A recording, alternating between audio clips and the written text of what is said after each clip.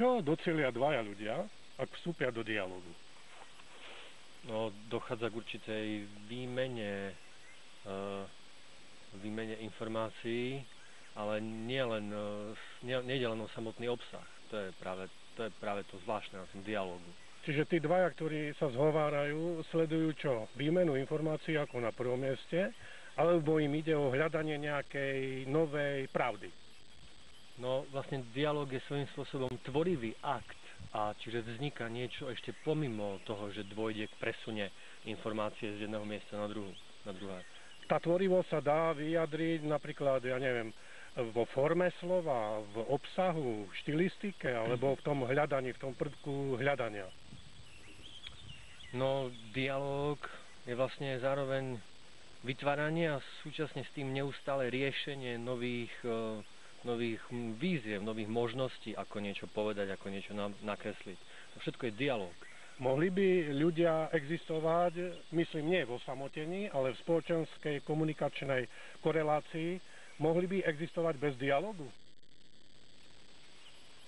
No, človek je vlastne nejakým spôsobom ako sociálny. Nedá sa, lebo definovať sa dá len vo vzťahu k niečomu inému.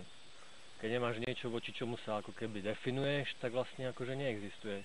Takže dialogom sa definujú tí ľudia, aj identifikujú navzájom, aj predstavujú, aj sa vzájomne nejako spoznajú. Vlastne sa samovytvárajú takto, samovznikajú.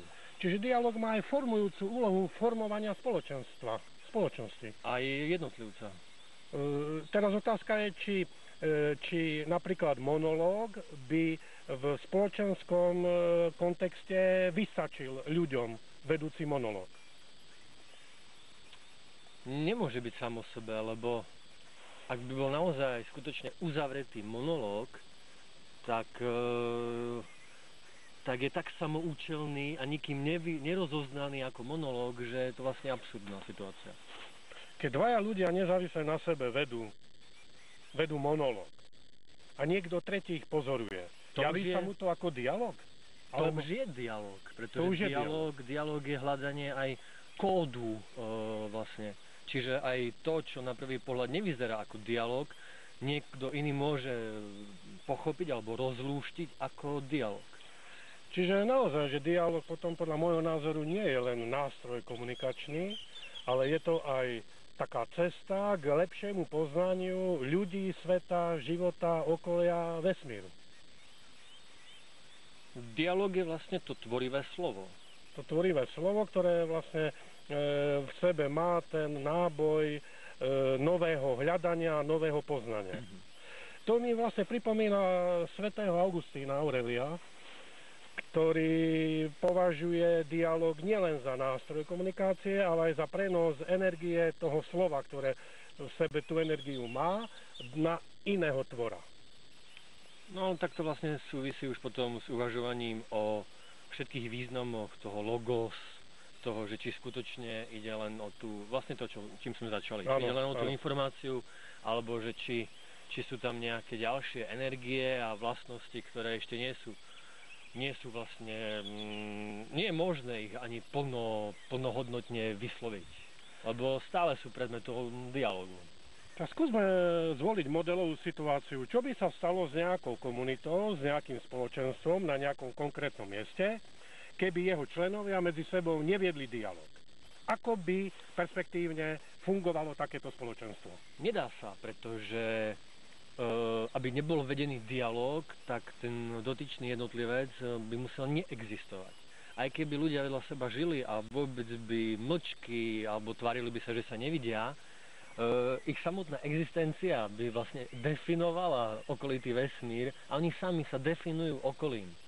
Dialóg na určitej miere funguje aj medzi trávou a oblohou. Ich koexistencia to je vlastne vzťah. Dialóg. To je aj vzťah. A vzťah je samozrejme. Ale súhlasí so mnou, že základným nástrojom alebo základným prostriedkom dialógu je slovo. No, áno, určite. V našom prípade určite. Inak by sme zachádzali do vecí, ktoré už nie je možné vlastne uchopiť. Zrozumiteľné. Lebo presne, a ja si myslím, že v vo vzťahu v prírodných systémoch tie dialógy prebiehajú navzájom sústavne, ale mám pocit, že jedine rečou a slovom je možné definovať... Komunikácia je vlastne len presun niečoho z jedného miesta na druhé miesto. Preto sú to komunikácie. Áno, myslím si, že komunikácia je len presun a dialog môže do toho presunu vsunúť nový kvalitatívny prvok, novej kvality. Ten tvorivý akt. Ten tvorivý. Preto sa mi zdá, že mlčiaci komunikuje, ale v žiadnom prípade nevedie dialog. Hej. A to je vlastne aj to, keď sme kedysi diskutovali na tému orientálni múdrci a ich mlčanie. Výborná vec.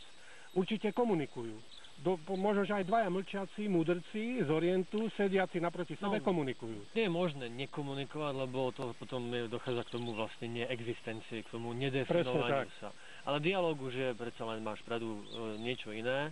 Tu už je ten tvorivý moment je v tom.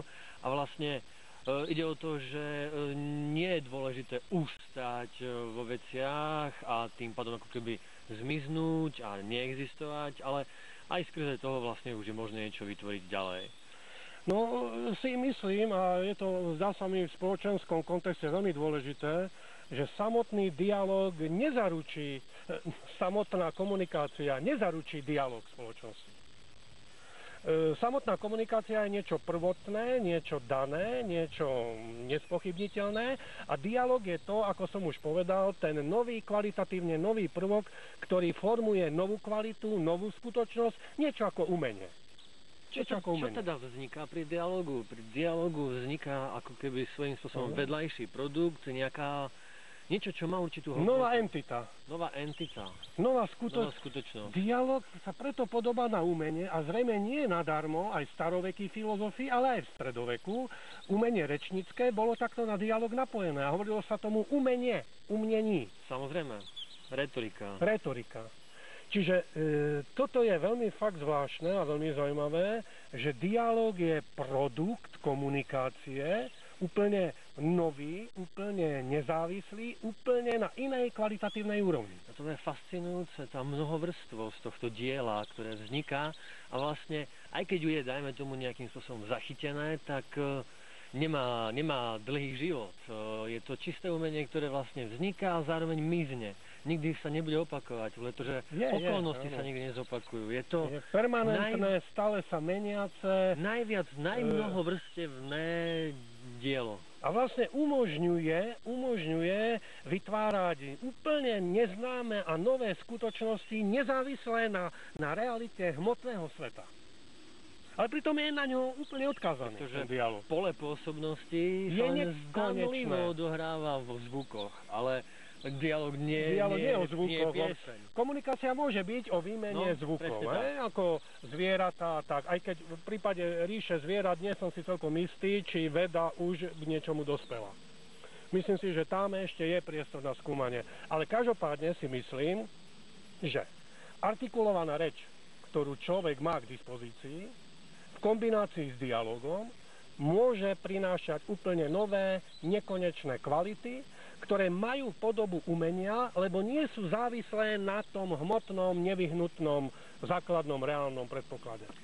Nazvime reč dlátom a to, čo my tu hovoríme, tento dialog, akoby dielom, ale nie je to presne ten názov toho, čo tu vzniká. Čo je potom materiál? Materiál je všetko. Materiál je všetko. Kto sa to na to sochárstvo podobá, lebo vlastne si teraz popísal dláto, drevo. Sochár má dlato, drevorezec a dlatom, kladivom z toho dreva, z toho materiálu vykreša novú skutočnosť, ktorá už nie je ani drevom, ani dlatom, ani človekom. Materiál je vesmír, pretože skrze dialóg je možné vesmír meniť. Takže je to vlastne umenie, sa to naraz podobá na umenie. Neobjavili sme nič nové, lebo ja viem veľmi dobre, že už v starovekom Grécku antickí filozofovia nazývali umenie retoriky umením retoriky, ale myslím si, že moderná spoločnosť na to zabudla a príliš spolieha na moderné technologické systémy komunikácie. A to sme pri tej komunikácii a odbočili sme od dialogu. Od dialogu. A preto si myslím, že návrat k dialogu, k verbálnemu slovu, ktorý sa vyslovene nespolieha len a len na technologické nástroje komunikačné, je nevyhnutný a pre ľudstvo veľmi prospešný.